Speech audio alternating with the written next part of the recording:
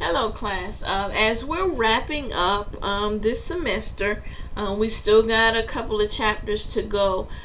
We may not make it to the GUI chapter, but that won't be necessarily a problem as it isn't one of your competencies, but I wanted to cover it in this course. This week we need to focus on chapter 7, which is arrays and the array list class. Chapter 7 really introduces arrays, and it also introduces the processing of array contents, passing arrays as arguments to a method, some useful array algorithms that's already written, and operations, returning arrays through a method. And one important thing that's very important is actually the string array. There's a couple of things that I want to point out to you about the array. What the array really does is it allows you to create a collection of values that are indexed. And what I mean by that is, instead of you having to put in test 1, test 2, test 3, test 4, test 5, you can set your array as the test array and set the size of that array to 3, and that will actually get you 3 objects instead of having to put test 1, test 2, test 3 in as declared variables. As you can see here, it says that an array can store any type of data, but only one type of data at a time, which is meaning that you can't store a double and a int together. It has to be either or, int test or double test for the array. It can't be two different declarations. And here is how you would actually declare an array.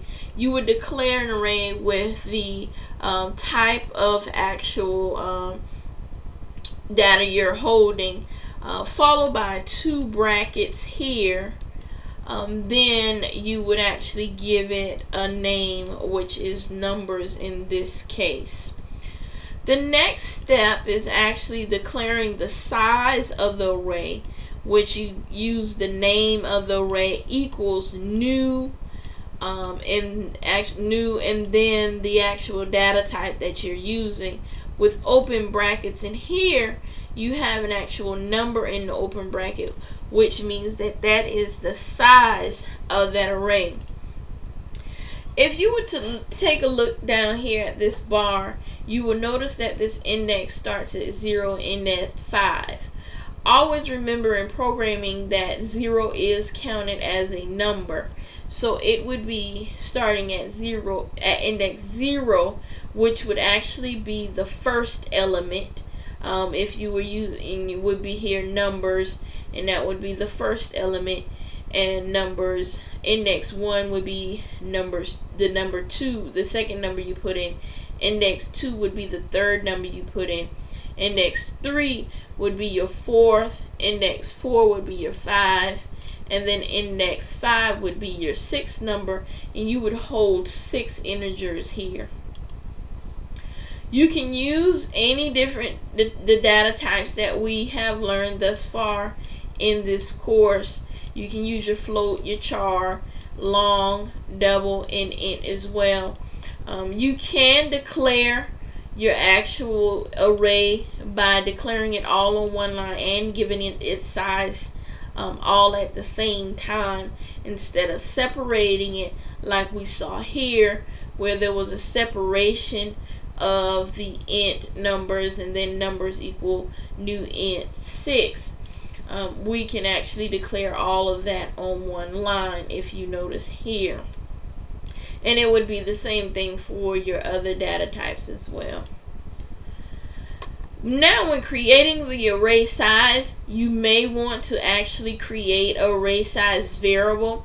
And why that would be helpful is because you use this array int further down in your program, or you wanted to use the size of the array further down in your program, instead of having to change 6 everywhere in your program, you can just change the number of the array size, and that will populate through your actual program.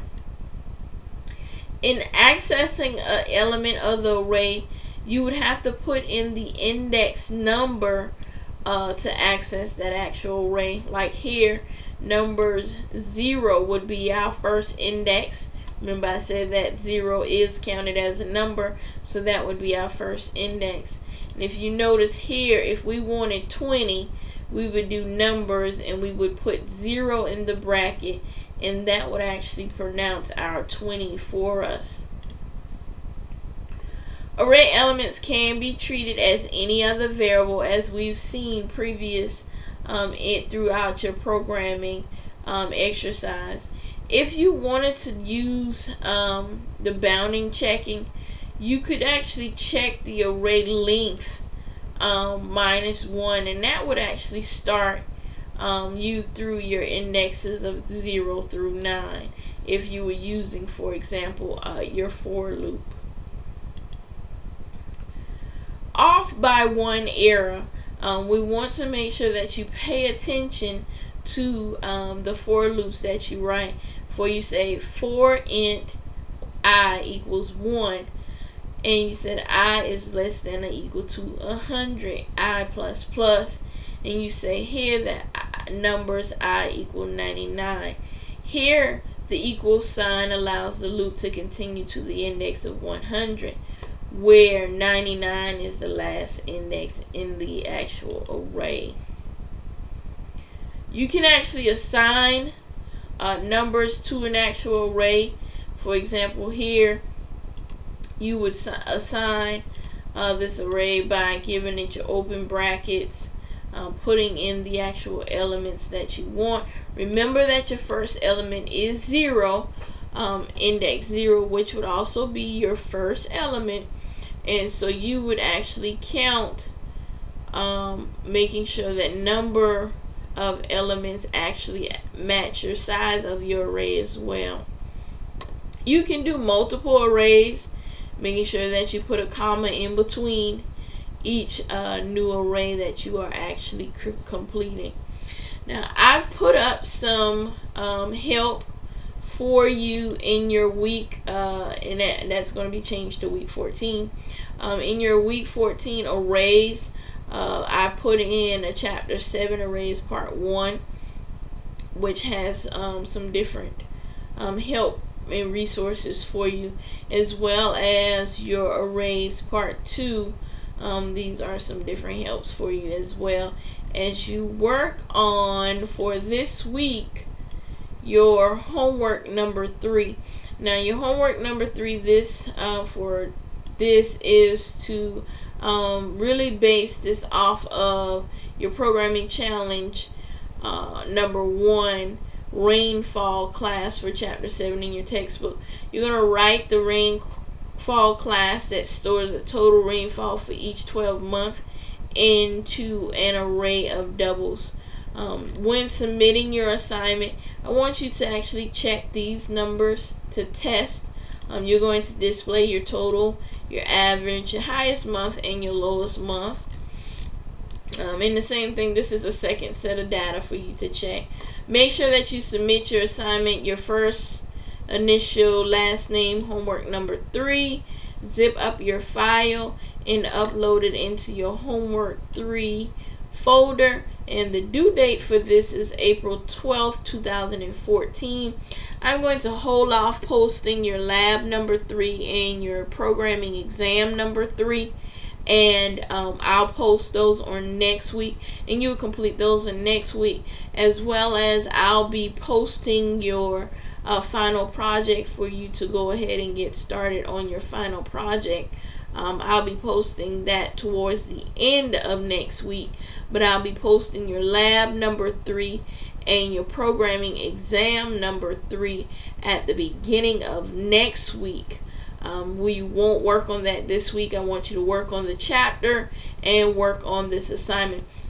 Please know that any assignments that you have not completed, you've had this spring break to actually work and get those assignments up. I'll be sending out emails this week to find out why the assignments haven't been completed thus far. If you have any questions, please feel free to email me at my email address located on your syllabus.